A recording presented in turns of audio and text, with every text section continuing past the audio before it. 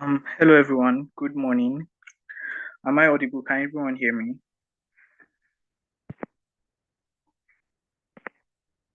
Good morning, everyone. I can hear you. Good morning, sir. Good morning, Mr. Femi. Thank you for joining us. Please, before we start class proper, please, I would like you to help me with a favor. Please, can you go back to your to the class group and then send a call or put in a call so that we can have other mentees joining?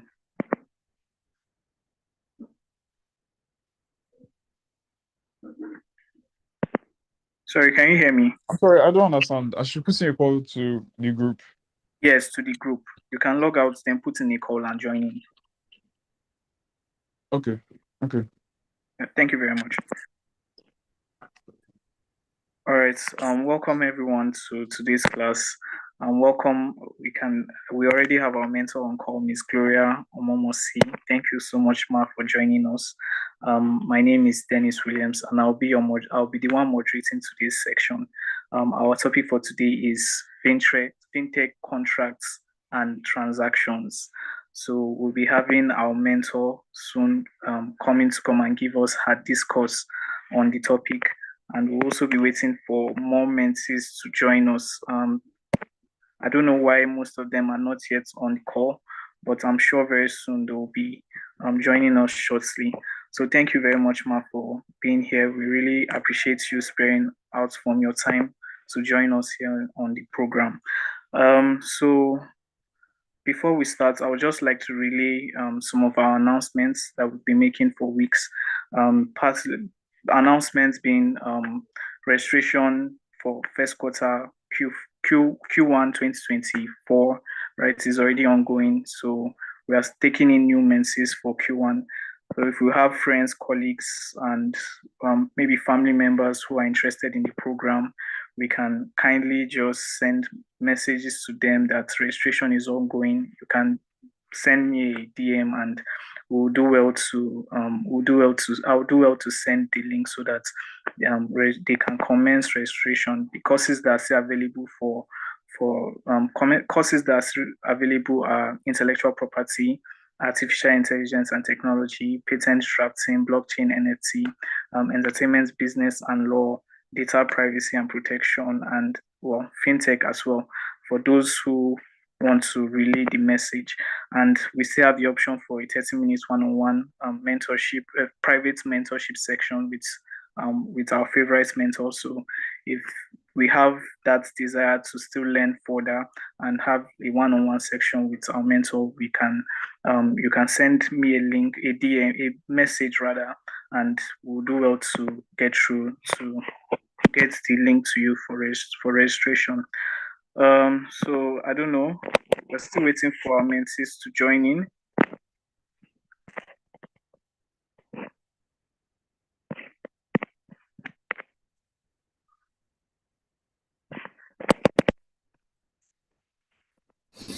Okay, thank you, Dennis. Wait for other mentees to join. So on this call, please confirm, is there any apart from, I'm actually not seeing any other person here. Currently now, there are no other mentees on call. It's just me and Amina currently on call. So minus Mr. Femi that went to put a call through to the group. There's no other person here. So we are trying to get them to join in on the call, ma. Okay, that means your announcement, you need to also repeat it because it's us that is here that listening to what you just announced. Yeah, yes, ma, we'll do that. Okay.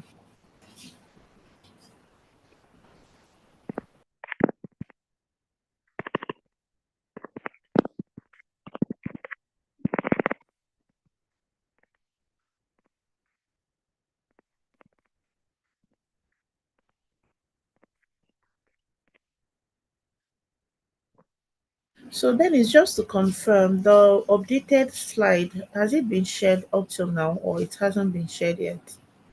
Um, Currently, man, not yet. The mentees didn't get back to me. I've been trying to get across to them, but they've not responded very well. So I don't know. I hope that they'll be able to. They have made the adjustments present based on the adjustments that was sent to them. Okay, how many of them are there? Any that are lawyers in the group?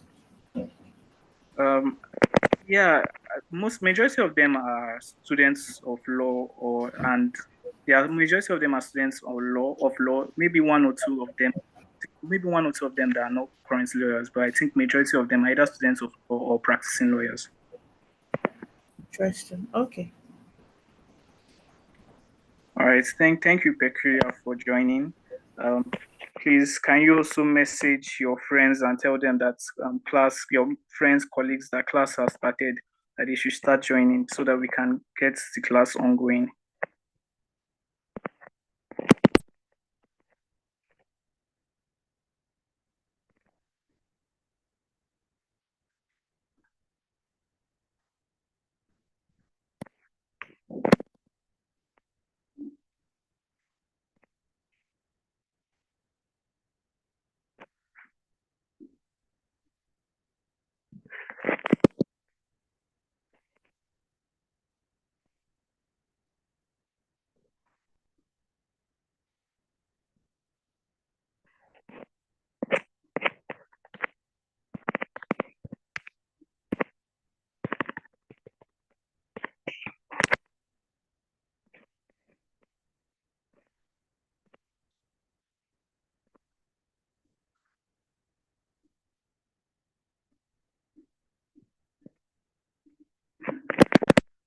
Okay.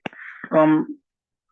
Okay, ma'am. Some of them are already on call, so okay, I'll just retake the announcement and we'll just start class proper. For anyone that is unable to join, we'll just send the link to the YouTube because it's live streamed currently. The class is being live streamed, so we'll just send the link to the group so that for those that missed out on these parts can just go back and rewatch and gain access to what is being said. So Hold on, Dennis. Hold on, Dennis. How many are we expecting we're for expecting this to batch? How many? 12 students, 12 mentees rather. 12 mentees. And how many are we here? Yeah, just currently two Two is mentees. not enough, please. We need to have a minimum of half of that 12, which is six. 6 to 8.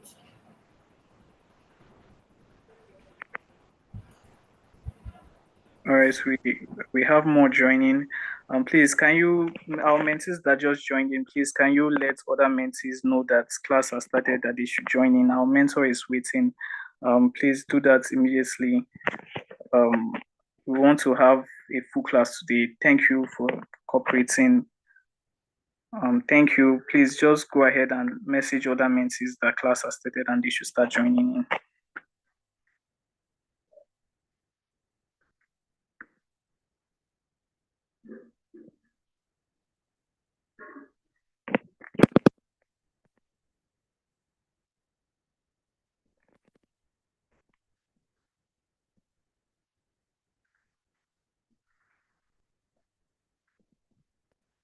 Okay, while we wait, I will just retake the announcements that I've already made. The announcements being registration for Q1 2024 has started. So if you have friends, colleagues, family members who are still interested in the program, or you yourself want to come back, right, and take other courses, you can do that. You can send me a DM and I'll send you the registration link so that you can register for Q1 2024. The courses that are available for mentorship are intellectual properties, patent drafting, data privacy and protection, entertainment business and law, fintech, what the class we are currently having now, and and artificial intelligence and technology, blockchain. Okay, lastly, blockchain, NFT, and metaverse. So if you want to still register for other courses or you have people who are interested in what we are doing. I'm sure we've come through so far from week 1, week 2, week 3, and we are currently in the week 4 class. I'm sure you've learned a lot and you know this information. It will be better to have it out there. You know, no man is an island of knowledge. We all come together to learn. So we would like to have more mentees register, more mentees come to learn what we are putting up here. So please do that. Make registrations, connect friends, tag your friends on LinkedIn, share the flyers so that we can have more mentees also come and learn from us. And again, like I earlier said, private mentorship class, registration for private mentorship class is ongoing. You can send me a message and we'll do well to, you can send me a message and I will do well to send you the link for registering that class for that private mentorship. What you will get from that class is hacks, life lessons from your favorite mentors. So thank you so much for adhering or for listening. We are still waiting for more mentees to join in so that we can start in class proper. Okay.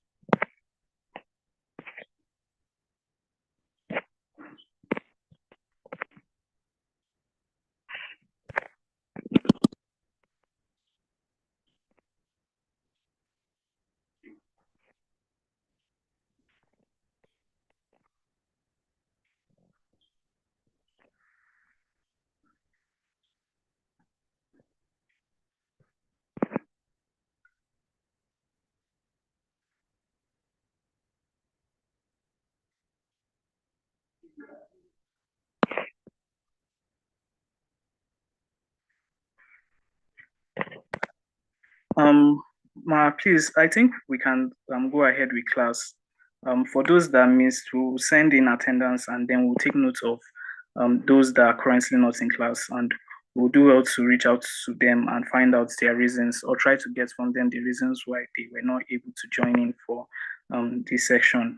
So please, Ma, we'd just like to have you your presentation for today, and then we'll also get to hear from our mentors, for our mentees rather, those that are going to be presenting on the topic for today, Fintech contracts and transaction.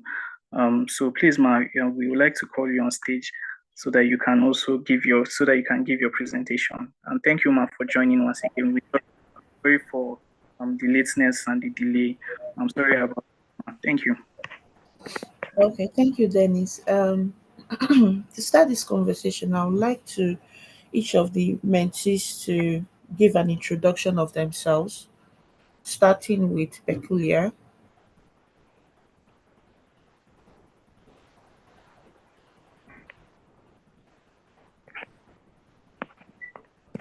Hello.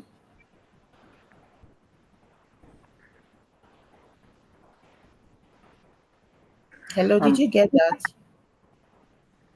Yes, ma'am. Yes, ma'am, we did. Peculiar, can you hear?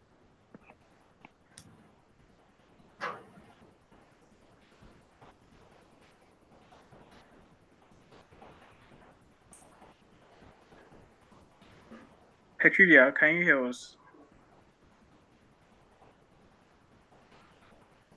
Okay, since Peculiar is not responding. Yes, I can. All right, please go ahead and introduce Peculiar.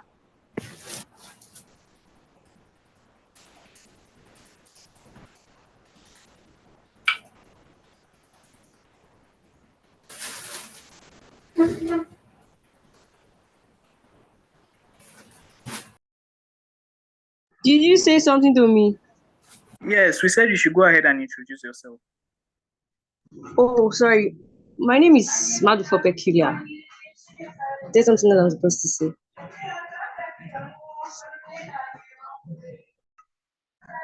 Please, what's the order for introduction? Just my name.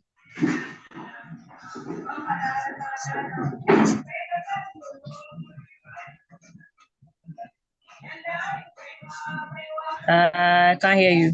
You muted your mic. Sorry. Okay, you are supposed to tell us your name, where you currently are, maybe whether if you're a lawyer or you are still in school, and if you're in school, which school are you in? Oh, sorry. Oh. Okay, sorry. My name is Madufo Peculiar. I live in Port Harcourt. I attend Rivers State University. I am okay, like a 300 level student of Rivers State University. Yes. All right, That's I'm still a low student, I'm an undergraduate. all right. Thank you, Peculiar. Can we have another mentee come introduce themselves? Uduak Afonso Okon. Please, can you go ahead and introduce yourself? Okay, good morning, everyone. My name is Alphonsus Uduak Okon. I'm a law student in University of Uyo, and I reside in Akwa Ibom State. All right. Thank you very much.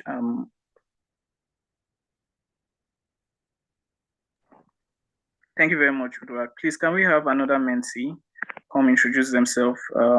Jessica, please, can you introduce yourself?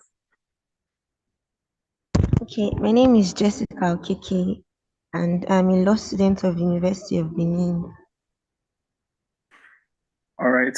Which level are you currently in? I'm in 200 level. All right. Thank you, Jessica. Okay. Mr. Femi, please, can you also introduce yourself? Good morning. Oluwafemi Idiagbo. I'm a 400 level law student at ULR. All right. Thank you very much, Femi. I think that's okay. And Hope. Yes, Hope, please, can you go ahead and introduce yourself?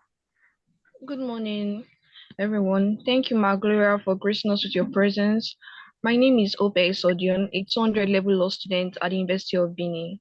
Thank you. Nice to meet everyone here. Thank you very much, Hope.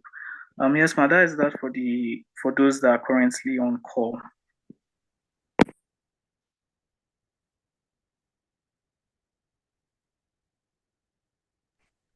Miss Gloria, can you hear us? Oh, yes, I can hear you. Can you hear me? Yes, ma'am. All right. So, thank you everyone for that introduction. So, I'm Gloria Momosi. I'm Chief Legal and Compliance Officer in Coral Pay Fintech Company in Nigeria. So back to the main conversation of this for the purpose of this meeting, right? So basically what we'll be discussing is contracts around centered around fintech transactions and agreements in Nigeria. Now you might want to ask the question around what is fintech. You've heard a lot of stories around it. What is fintech? What is tech fin? What are the differences and all of that, right? So again, the fintech, according to the CBN, in the regulatory sandbox operations, the framework for regulatory sandbox operations defines fintech as a technology enabled innovation in financial services, right? That could result in new business models, applications, processes, or products with an associated material effect on the provision of financial services. I know I've said a lot. So, in other words, what does this mean? It simply means that it simply means financial services that are delivered using technology enabled innovativeness. That's innovation, right?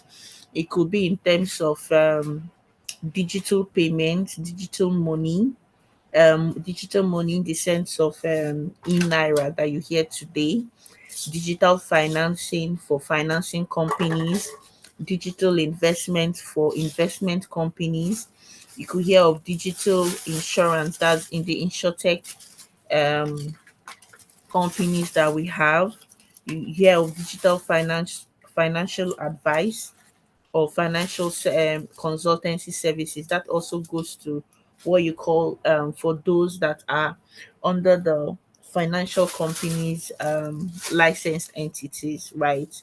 Then you have the blockchain, the virtual assets, which are the blockchains that you know of today. right? So all of these things are what they call the digital fintech cube, where you have each of these different segments, right? For the provision of what you know as fintech. Now we're going to further break this down, right? Now, when you hear of fintech, the different players that I just mentioned also have their different regulators that oversee their operations and functions today that we know of. Example, when you say digital financing, right? You know that it's either the CBN, or we have it's either you're licensed under the CBN or you're licensed under um the Lagos government, right? Their state government also licenses what they call digital money lenders, right? Money lenders. Then so again, now I'm coming down to the subsets of each of these when you say fintech to break it down, right? Now you also hear of the fact that FCCPC, because of the issues around data breach, right? Data breach in terms of a money lender sending your information to your contacts on your phone and all of that. The FCCPC last year before last, right? They made the requirement that for all digital lenders must be licensed or certified and approved by the FCCPC to ensure that their lending practices are in line with best industry engagements and practices. And so you then realize that for digital lenders, you have to either be licensed by the CBN under the different subjects as a bank, or as the other different fintechs which we'll delve into, or as a finance company and all of that, right? That provides digital financing, that provides financing, right? And then for those that are not under CBN, you then also need to be certified by the FCCPC. Now, speaking to digital investments, those are investment companies that are into capital markets, right? Those are licensed by what we know as SEC today, the Securities Exchange Commission, right? Then you also hear of the blockchain industry. The blockchain industry is a bit dicey. With CBN, they are prohibited from um they are more like blacklisted sort of, right? With SEC, it's a thing of come to us, we'll look at your operations, we'll profile you, and then where appropriate, we will then certify you, will then license you to operate ex- excuse me, as a blockchain exchange in Nigeria, and that's covered under the SEC virtual assets guideline. Right, if you check that up on Google, you're going to see that. Then we also have what they call the digital financial or consultancy services, where this actually falls under what they call the finance companies or finance houses, where they provide lending, they provide asset leasing, they provide a whole lot, right? They provide a whole lot of um, they provide what they call card issuance. They provide what they call loan syndication. They provide what they call bonds, warehouse receipt financing, securitization, and all of that, right? So, and that is also under the CBN guidelines. Then we then have what they call the digital insurance services. This is under the InsurTech, right? Those that are so there's what they call people, their entities license that they don't provide core insurance products, but what they do is they distribute insurance products to the retailers, to the customers, to you, right? And for you to be able to retail such products from, let's say, ARM today, right? We all know ARM, correct? Now they provide typical insurance products. Now, for there are people who are called insurance aggregators. What they do is they aggregate a lot of these insurance providers on their platform, where if you go, you can access these insurance products of the different companies. They call them insurance aggregators, the insurtechs. They provide those platforms for aggregating those. And for you to do that, you need to have also a license from um you need to have a license as well, right? Now, for you having that license, right, it requires a typical license for you to provide such services. Now, this also goes to also what they call another angle of it is what they call digital payment. Now, digital payments, they fall under different categories, right? Now, this I want you to really note because this is now what they call the core fintech operations. Under this, what are those? We have what they call there are different segments of digital payments. There are different segments of what they call digital payments. There is what they call the regulatory sandbox. That is those people that are not really under any um they provide fintech solutions, but they are not really under any license category. But what you do is, if you have a novel product, you can go to the CBN to say, this is my novel product. I want to register under the sandbox. There is a platform for you to register.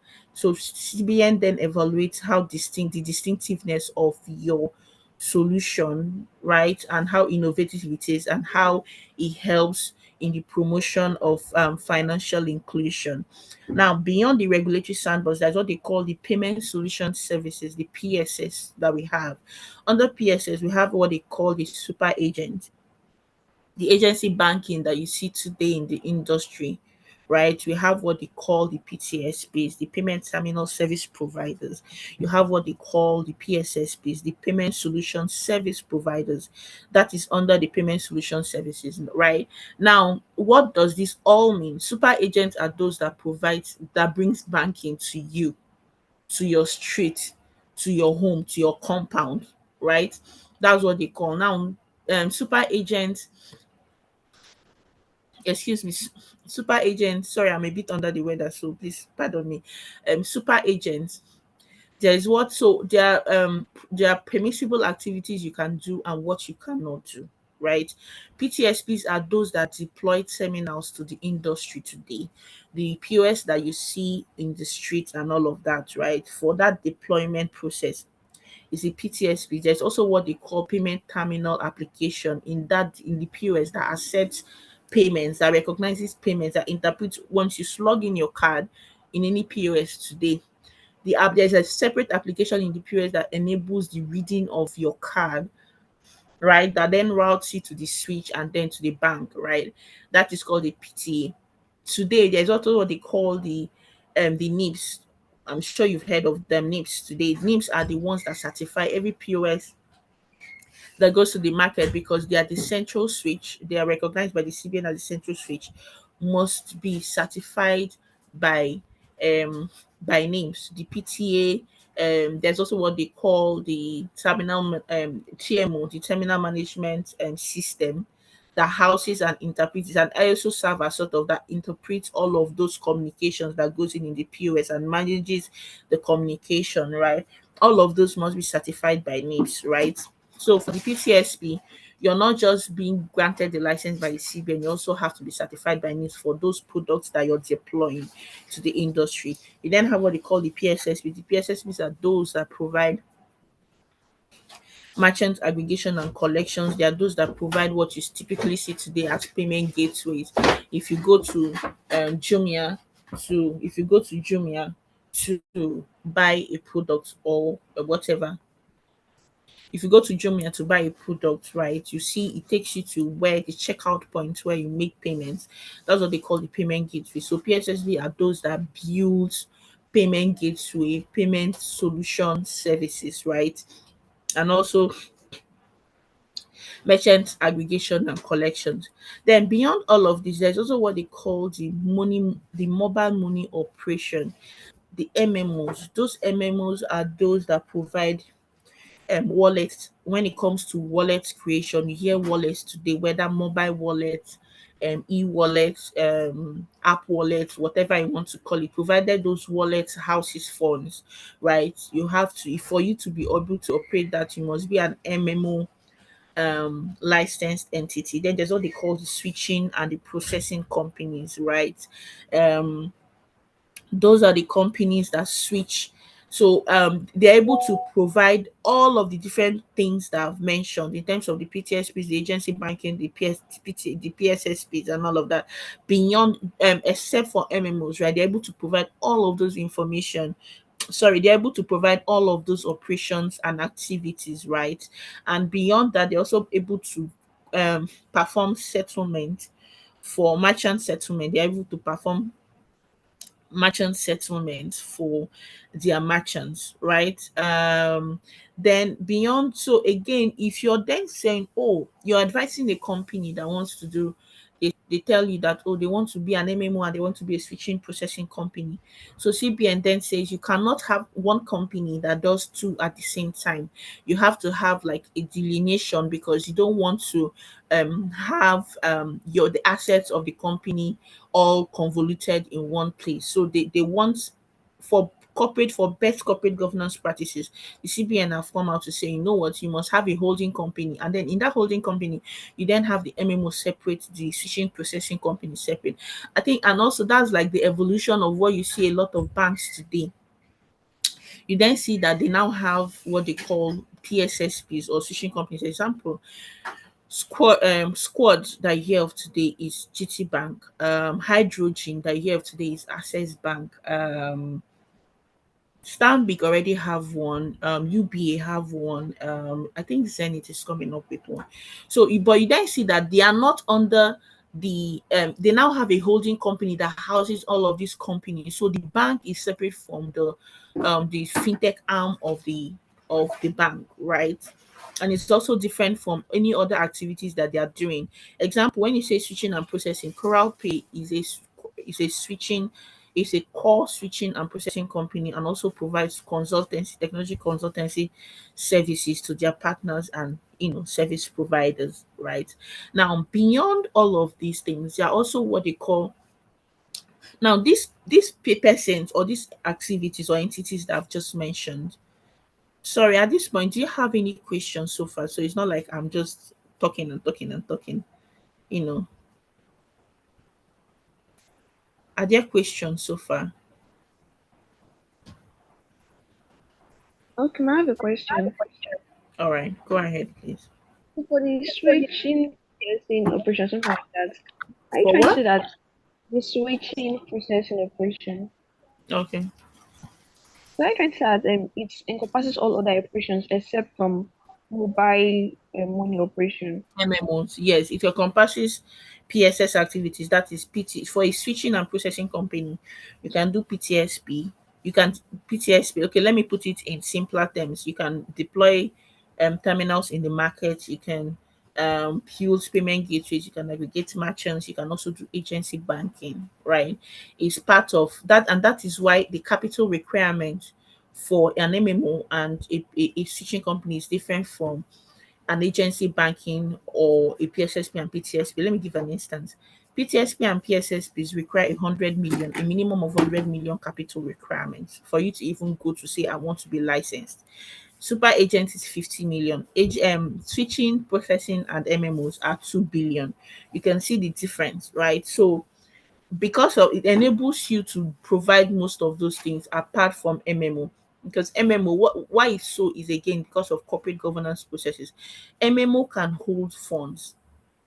Switching and processing cannot hold funds because again, the reason for that is because they switch and process payment tokens. Payment tokens, I mean, it could be your USSD, your star, um, um let me use Access Bank. Is it star 902 or something, right? Star 902 hash. Um, your cards, they can process all of those things. So they don't want a situation whereby somebody who then processes those cards, if you're doing MMO services, and let's use MMO, right? If you're doing MMO and switching together, MMO are those that they are like a bank, but not really a bank. They are like a bank, but in the model of a wallet management, right? And housing of funds. So if example, I am a switch and I am an MMO, I'll be more prone to favor my network, which is the MMO part of my business, to others. So that is why CBN will tell you, no, you cannot convolute the two together. It has to be separate, right? So beyond, you can do all of those things I've mentioned beyond, except for the MMO operations. Does that answer your question?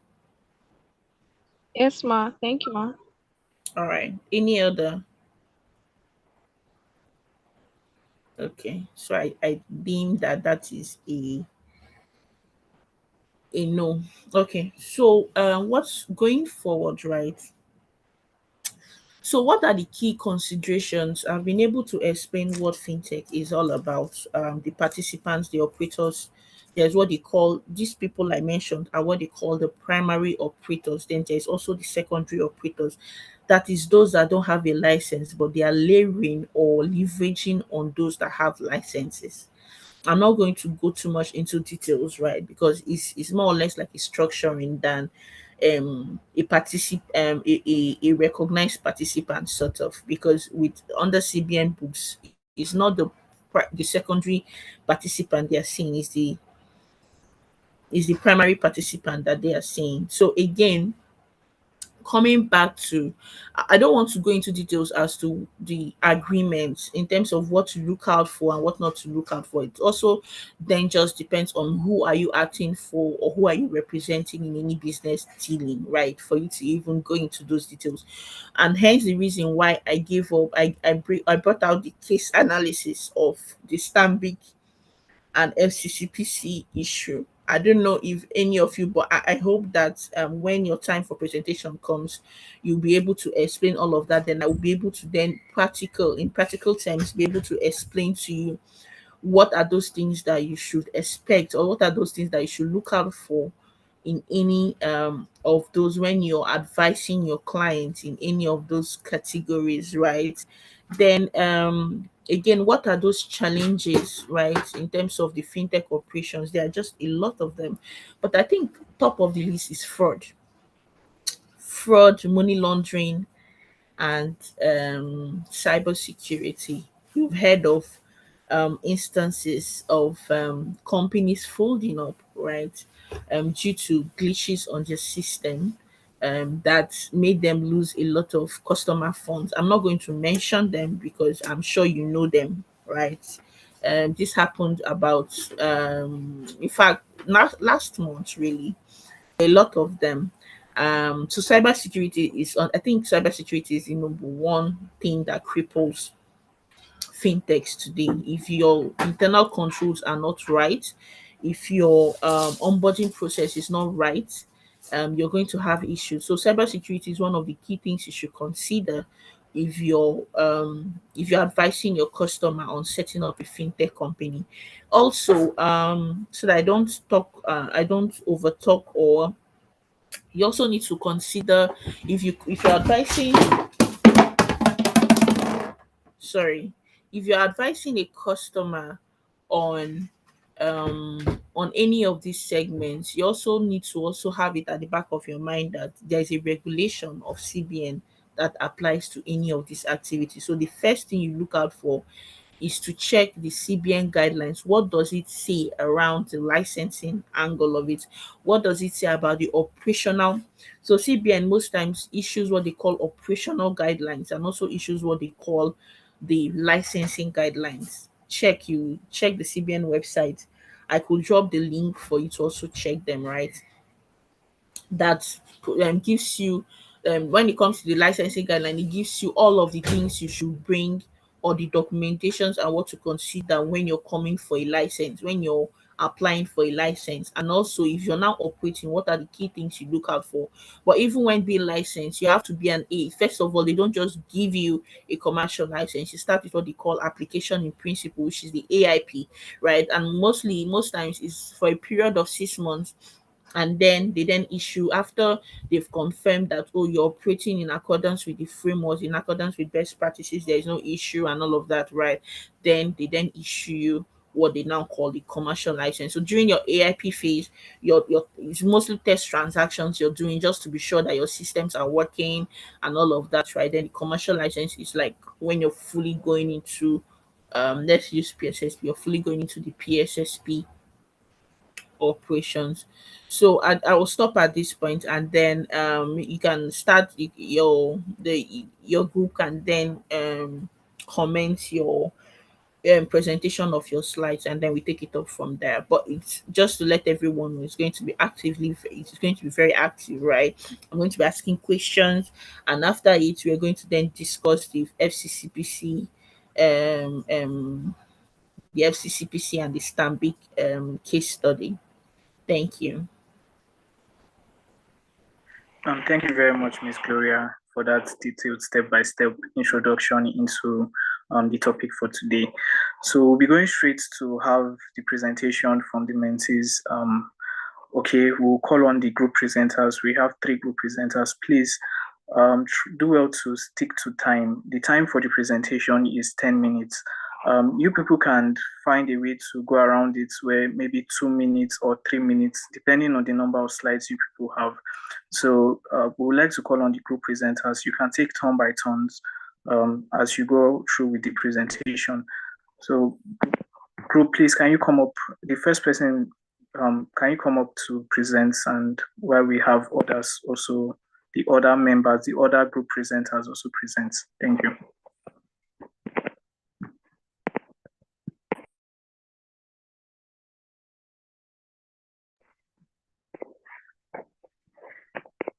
Okay, who will be going first for the presentation? Please, we're waiting for you. We are not too, okay, thank you.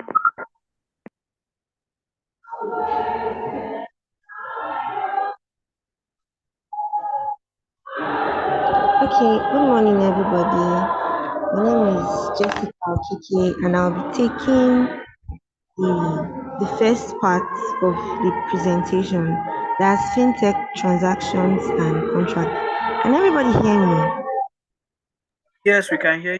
Yes, the noise in the background is kind of Oh, I'm so sorry about Hi, that. Dennis. Hi, Hope.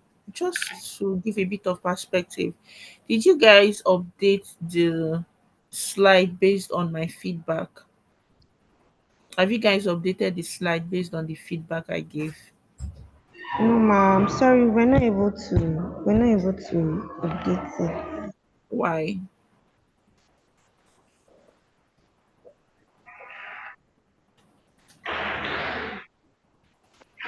Why?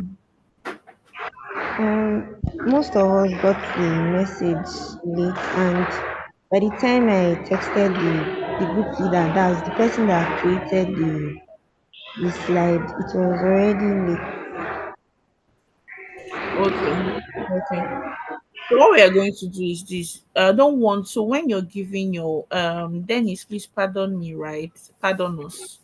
all right, I ma'am. want them to give a very comprehensive presentation, right? And the what does that mean? It simply means that I don't want you to tell me what is there. I think I've already seen that presentation, right? Tell me your understanding of each of those subheaders, each of those subtitles, each of those subtopics. Your presentation example, if you're talking of challenges, I think I'm seeing cybersecurity there, if I remember right. I want you to tell me about them. I want you to explain each and every of those items you listed in that presentation. And I don't just want it to be hope. Each of you, maybe you want to do it slide by slide, but I want every one of you to be able to present or say something.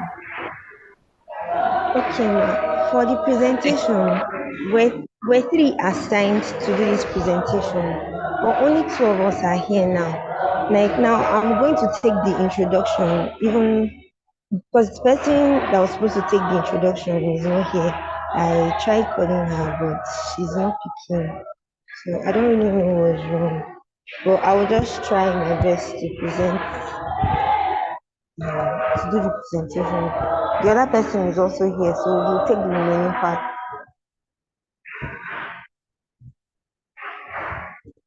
All right, that's fine. Go ahead, please. Okay. Mr. Femi, please share your screen.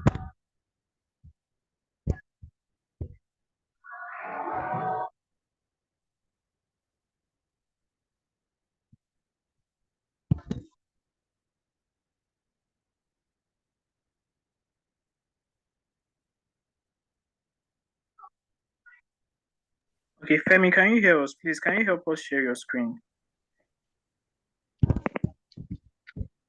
Thank you. Okay, thank you. Okay, we'll be talking about fintech transactions and contracts. Okay, what I'll be. Oh, I can't see the rest part.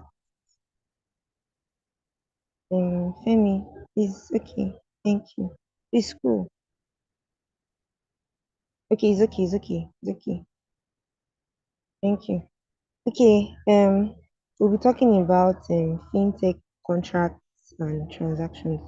So basically, fintech contracts and transactions are just those contracts, those agreements that are made for fintech purposes so that it will be legally binding on the parties. That is, if a fintech company now wants to enter into a business deal with another fintech company, it is very important that they write the clauses and the terms down. That is, they, they make sure that they are enforceable by law so that in case there is any breach, they will be able to constitute the action in court, or they will be able to find their way around it. It has disappeared. Please share it again. Or wait, let me just try. Hello, I'm Jessica. Please so continue to share sorry. your screen. I'm not seeing your screen, but I have a Mm, question I want to ask. When you say specifics in terms of the clauses, right, for purposes of enforcement, right? yes, ma'am. Have you heard of this term called severance in contracts? Severance. Yes. Severance. Yes. No, I haven't. Have you learned law of contracts in school yet? We're still in first semester, so this is like the first part. We are Okay, there's still what they in call the severance that says that beyond all of what that you've written, beyond all of the things you've written in the contract, right? If there is an instance whereby a particular clause is declared to be invalid or is declared to be conflicting with instant regulations, let me give an instance.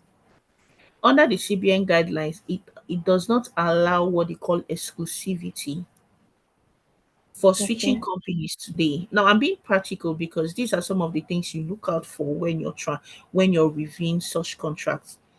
It prohibits what they call exclusivity and competition.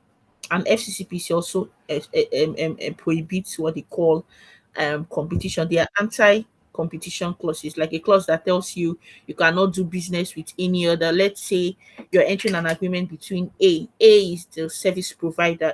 Let me use, when I say service provider, A is the switch. B is the customer, or let's say the merchant or the business. Now B is telling A that you're only going to provide the services to B.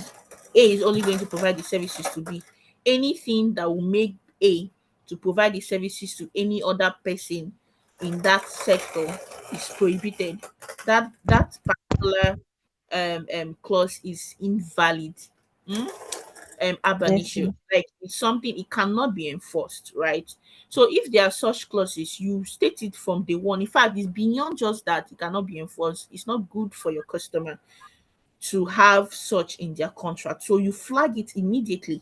And some of those clauses are not express. Some of them are very diplomatic. So you will not flag it with just looking at it from a first eye, from a first review. You have to words by words. When you're reviewing a contract, you review words by words, right?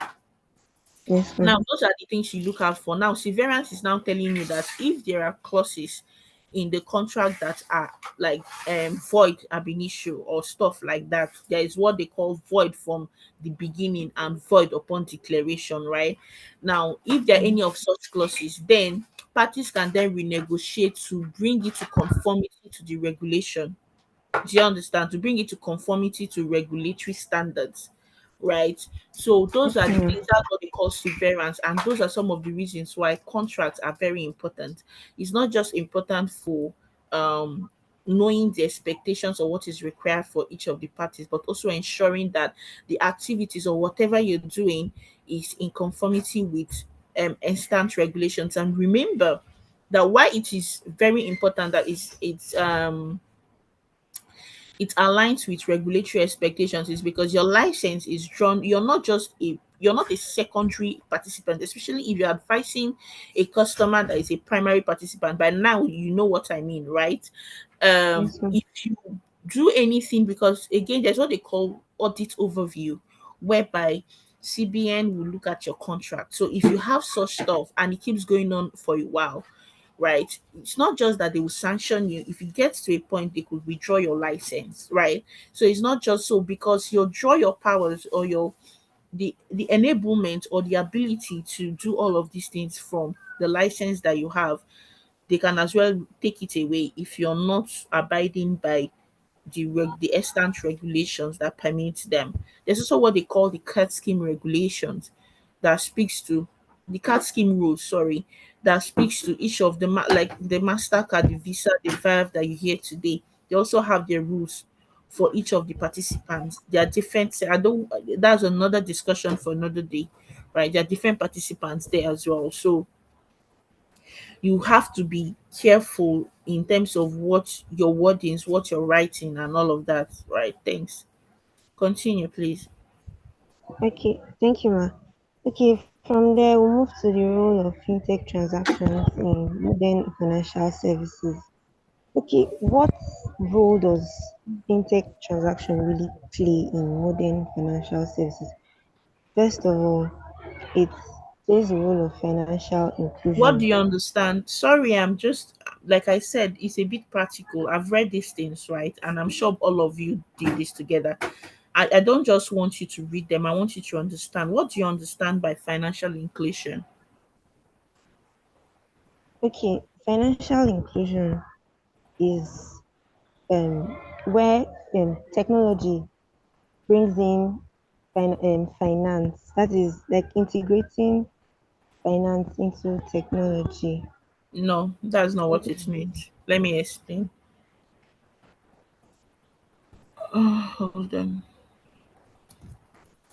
Ma, I'm so sorry for the inconvenience. This is not my part. It's just that she's not so I Sorry, just have to. sorry, I can So, explain what financial inclusion is. okay, what is financial inclusion? Okay, so by my understanding, I think financial inclusion has to do with breaking barriers as regards other people that probably prior to fintech did not have access to financial services.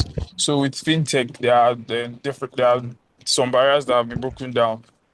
For example, with investments, prior to fintech, investments was something that was very hectic and had a lot of bureaucracy and a lot of processes to it. But now with fintech, for example, with OctaFX and other apps like that, investments is easily accessible to people. And also with financial education, a lot of fintech companies are now offering financial education easily to people. So Give that me ensures a more financial. practical example that Ultra FS is even far. Ultra FS is far. Give us practical examples. What do you say of what the agency banking that you see on the street? Okay, with like the POS and even Mhm. ATMs is is better than over the counter banking prior to fintech and So it's So what it then does is it builds processes, it builds products that are customer centric in the sense that they are now made available to the last mile customer. What does that mean? The customer in the village, your grandma in the village is yes, able yes. to access financial services through fintech products through fintech products and delivery channels, right? Yes, ma'am. Yes, ma'am. Yeah, so that's what financial inclusion is all about. And this is okay, let's not go too far. Let's just end here, stop it there. Now, what do you mean by go to your slide again, please. Jessica. Jessica, are you there? Please just leave the slide open so we can it allows participation. What do you understand by who should answer this question now? Anybody, please. Speed and efficiency. What does that mean?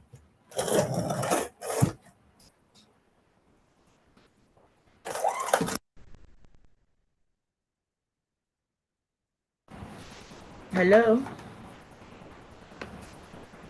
Okay, please, can we have interaction from our mentee? Please, if you can answer, please. Yes.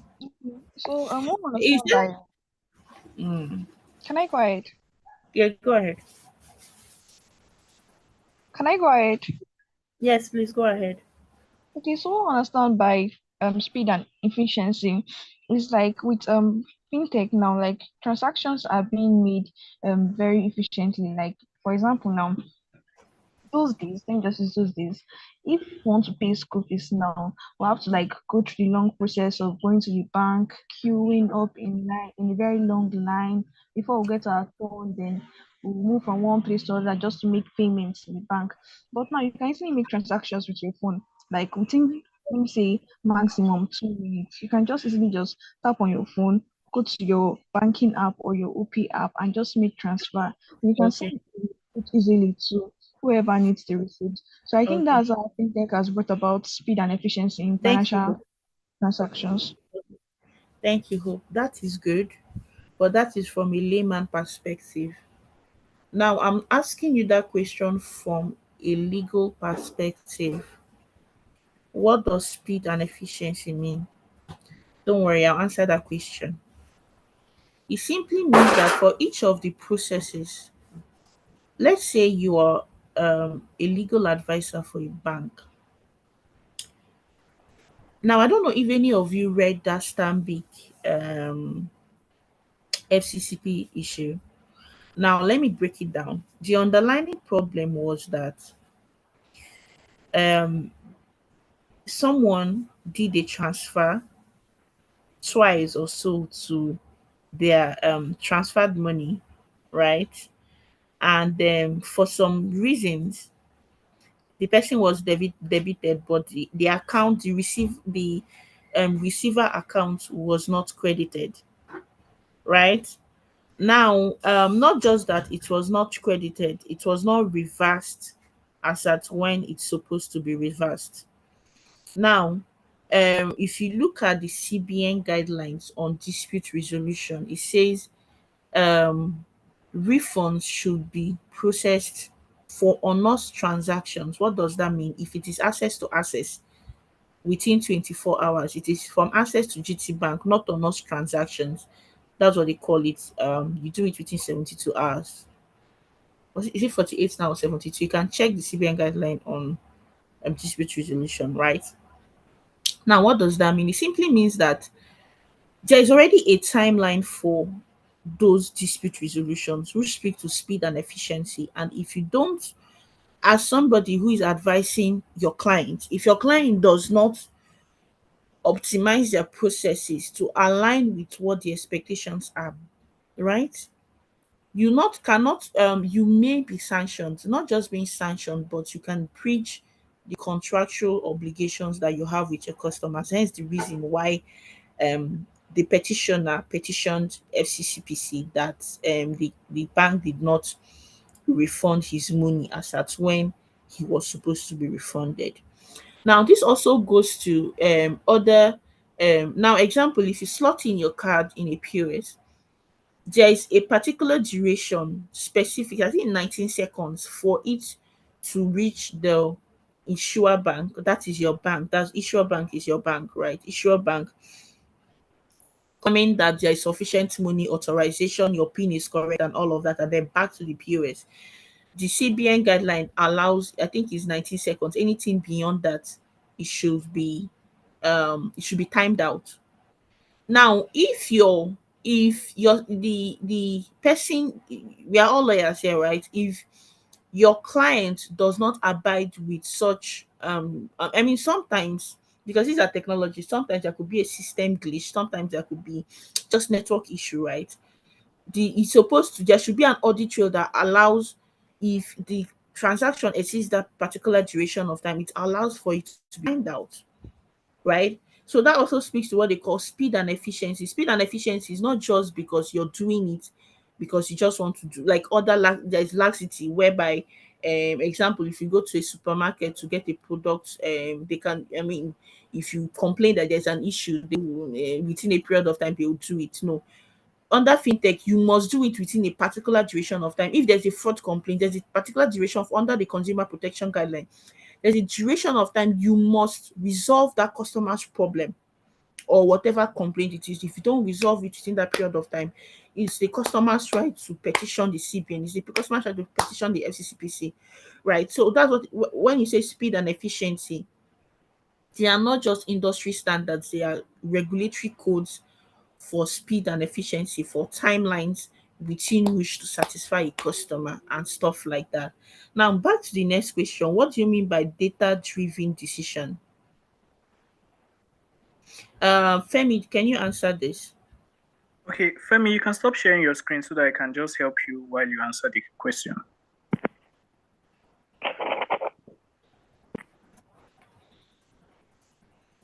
Hello.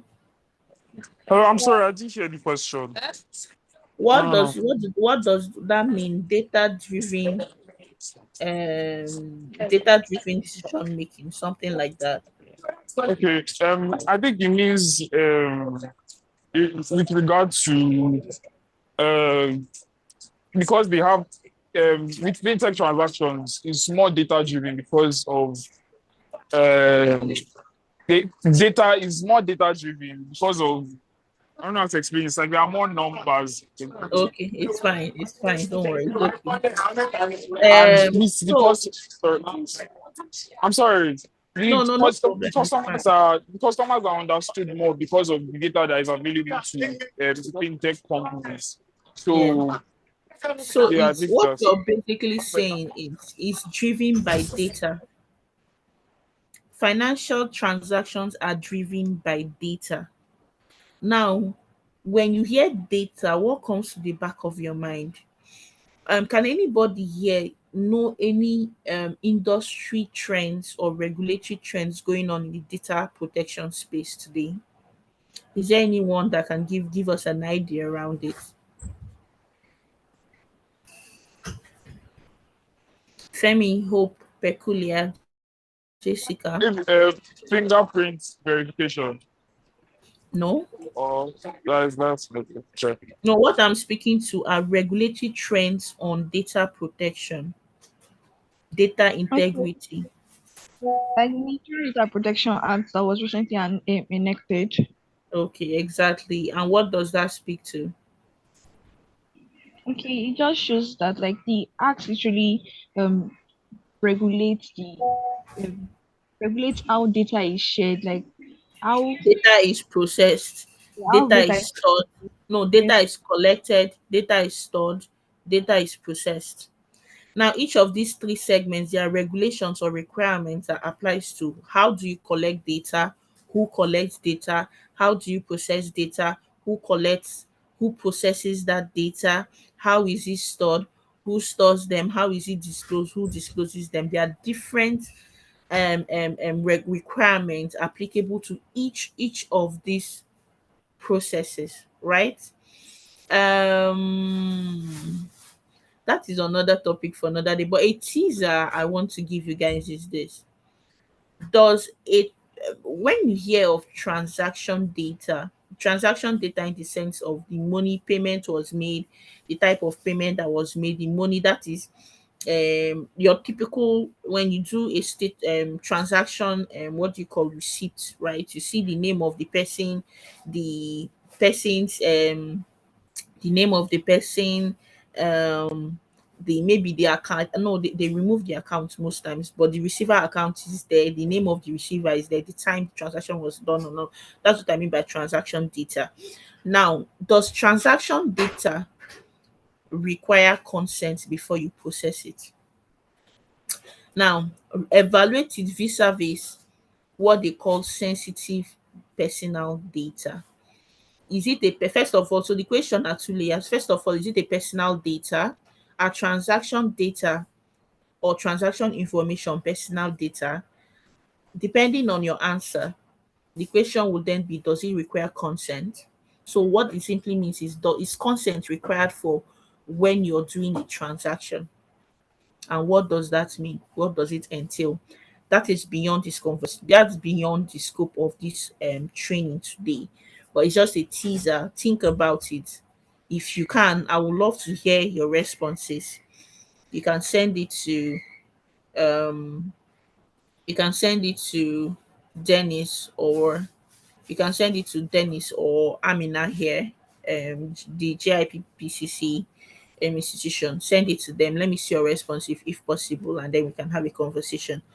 But those are some of the things that you look out for, or if you can't really answer it in the data protection training, you can bring up that question, right?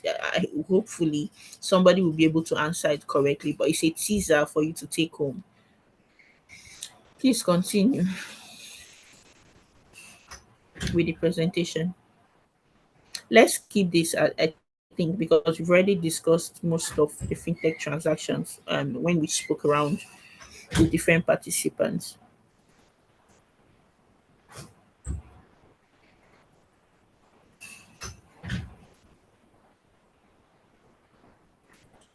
Please, the presenter can continue the presentation.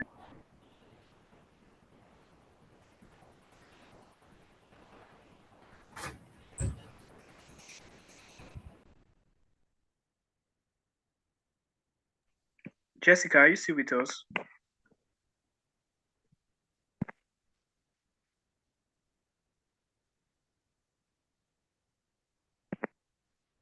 Jessica, can you hear us? I can go ahead if she's not available. All right, Femi, please go ahead. But I need someone to share the screen.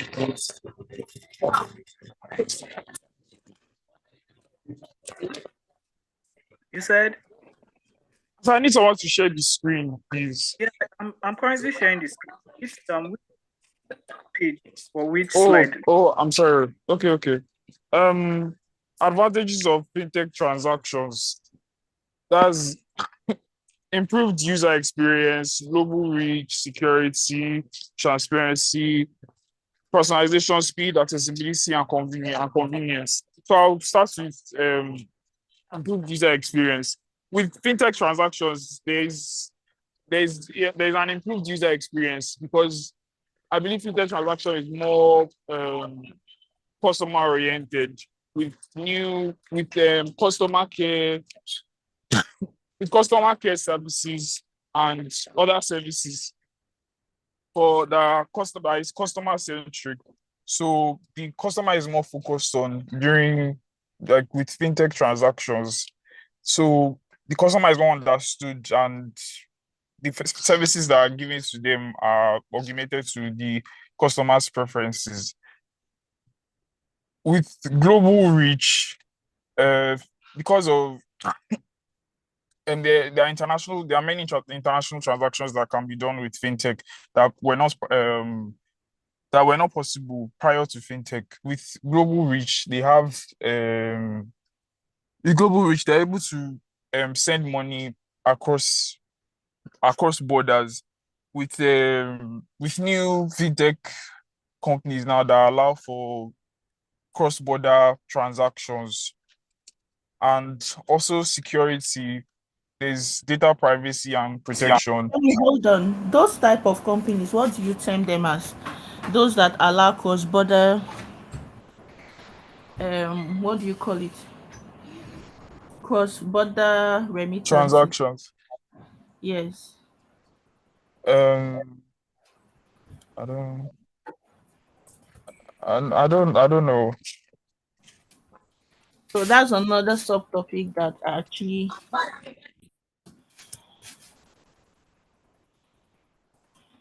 So they call them international. They call them IMTOs, international money transfer operators.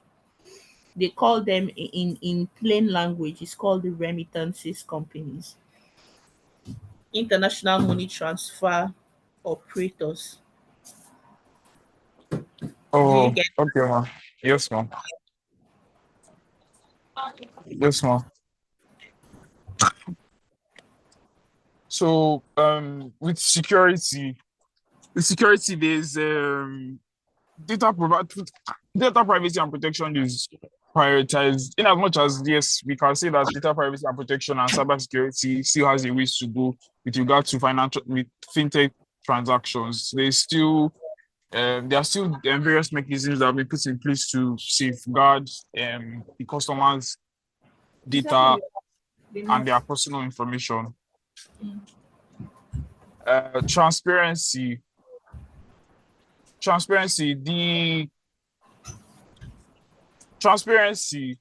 Fintech transactions. They value customer protection. So with transparency, they are very forefront. They are very forefront about the Hold on, hold transactions that are on, done. hold on, hold on, Femi.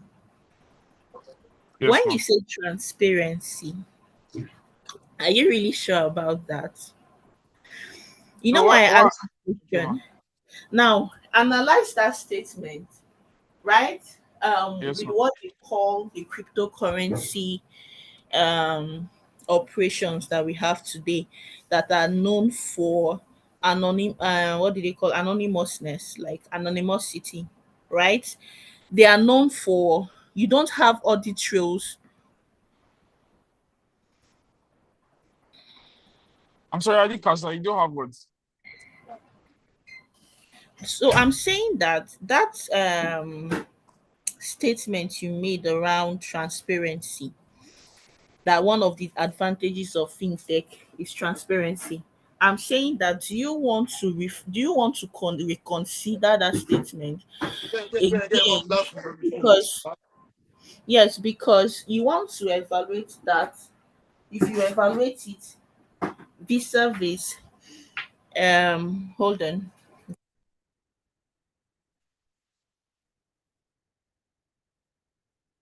to evaluate that vis-a-vis what we know today, one of the very key points of fintechs, which is anonymity, right?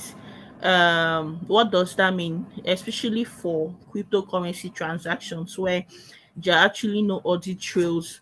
There are actually no audit trails, right? They are built on blockchain. And another thing is they are borderless, right? You can do it from the comfort of your home. There's actually no transparency, actually. And that is one of the key reasons why there is so much risk in fintech transactions as we have today. So that question, this thing of transparency is a 50-50. There's a conversation for and against. Do you understand that process?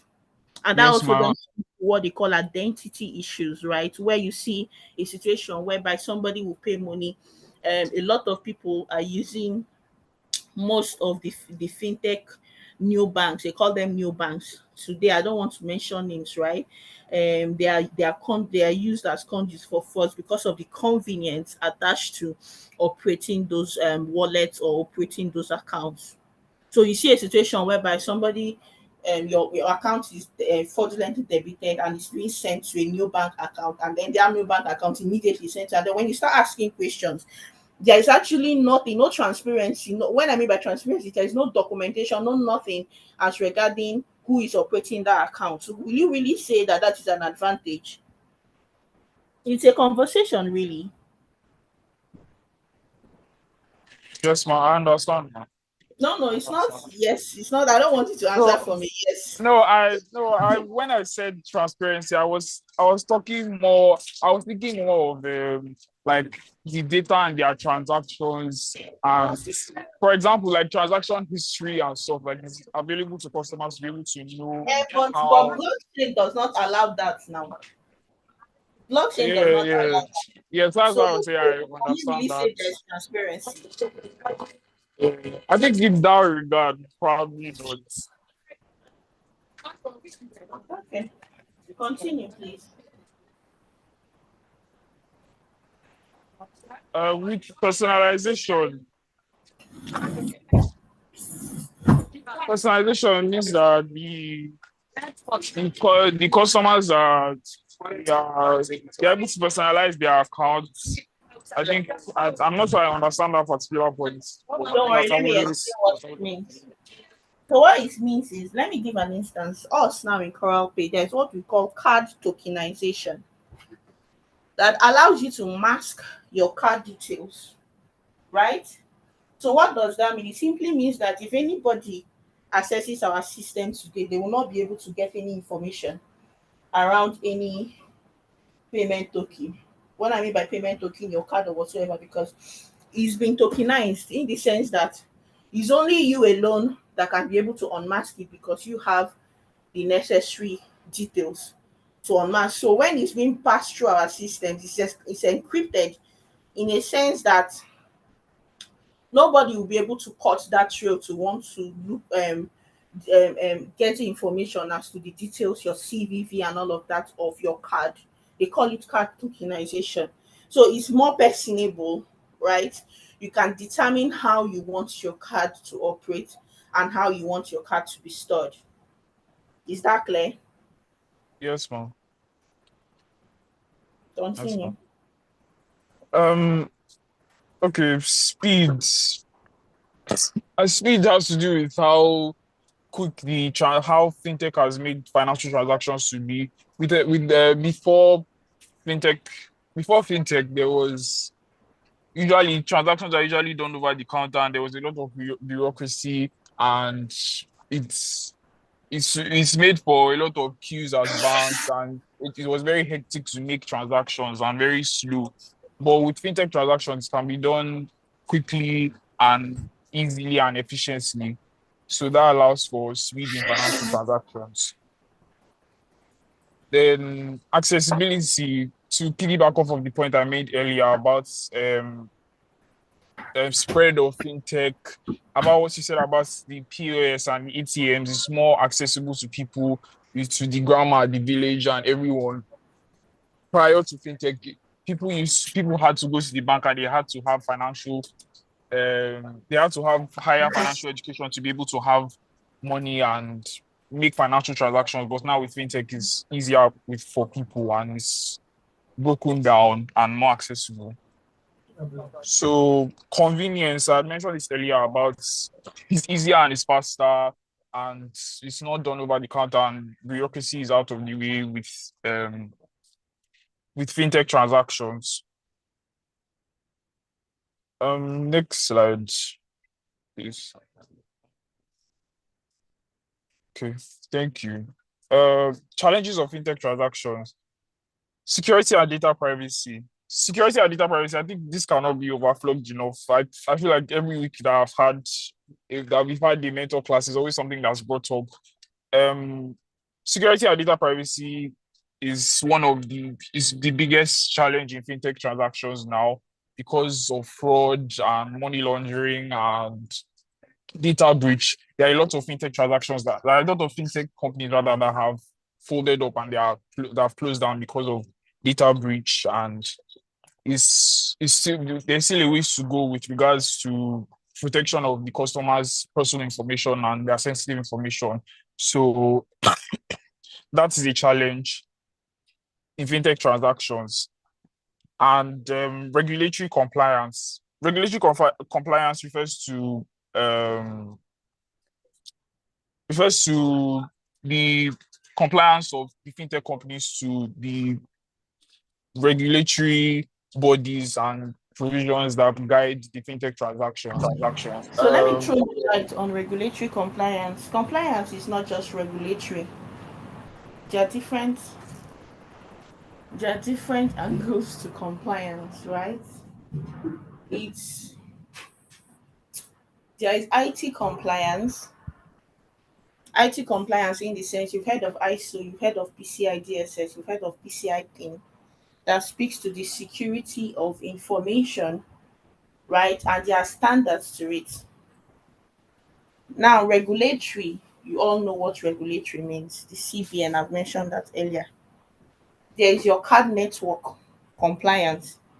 There are a whole it's a lot really. It's beyond just regulatory. Compliance is beyond just regulatory. And that also speaks to you guys when you want to look out for opportunities in the fintech when you want to look out for opportunities in the fintech space. Compliance, you see compliance, anti-money laundering, fraud analyst and stuff like that. Those are some of the things that you can look out to. You can start, and it has a lot of discounts for students. You have like the type the accounts, the ICA and all of that you can check it out. And depending on what you want to do, can start grooming yourself as a student, right? So yeah, that's my comment on that regulatory compliance, and also that speaks to fraud and cybercrime.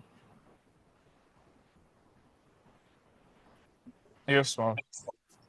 Yes. I was going to say that uh, fraud and cybercrime is very related to the security and data privacy because security and data privacy they are both problems of each other, I guess.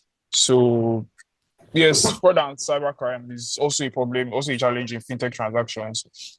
Then scalability and reliability. Um, I don't, I don't understand Are you this. I guys don't know not if the ones? Are Jessica. you guys not the ones that brought up this slide?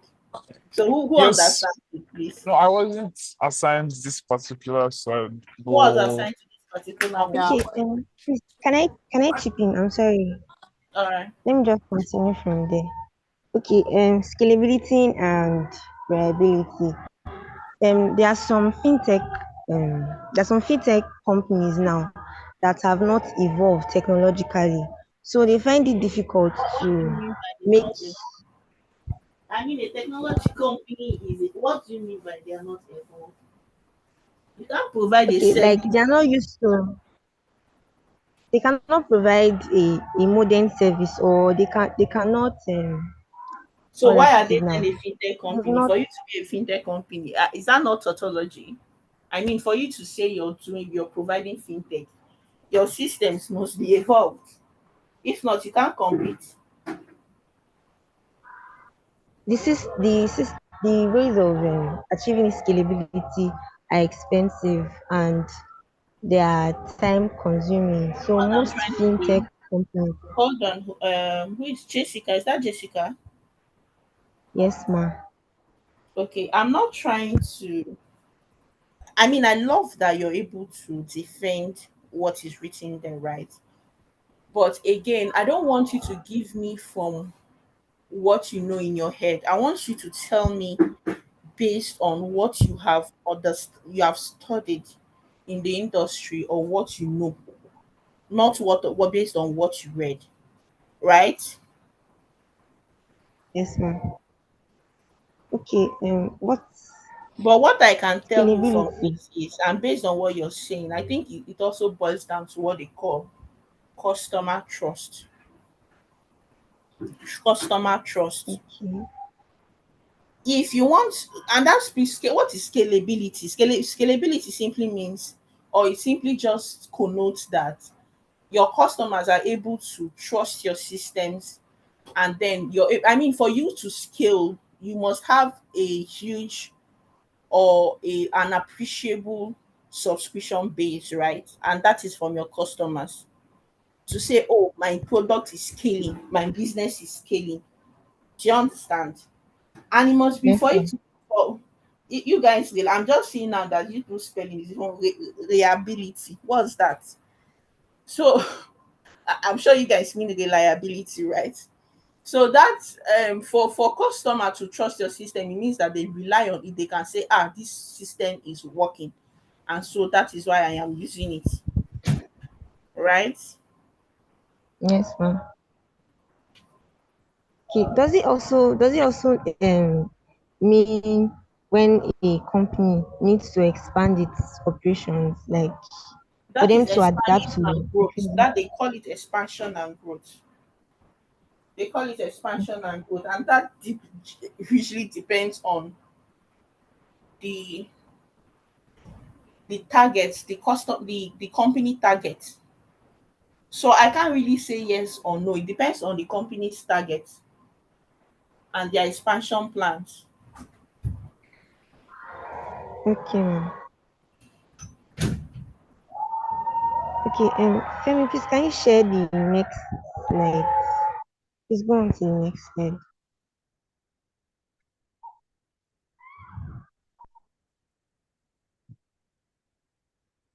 Okay, fintech contract. Sorry, please skip Okay, this. We're almost should be hold on. Then it's confirmed. The next class is 11, right?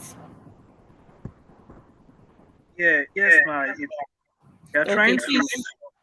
Yes, around it. So please skip this slide. Next one, please. okay, the importance of fintech contract in fintech transactions. Skip First it. of all, We've it already offers talked about it. Don't worry, we've talked about it. challenges of creating contracts in the digital realm. Okay, Mm. first of all, we have electronic signature and electronic signature validity.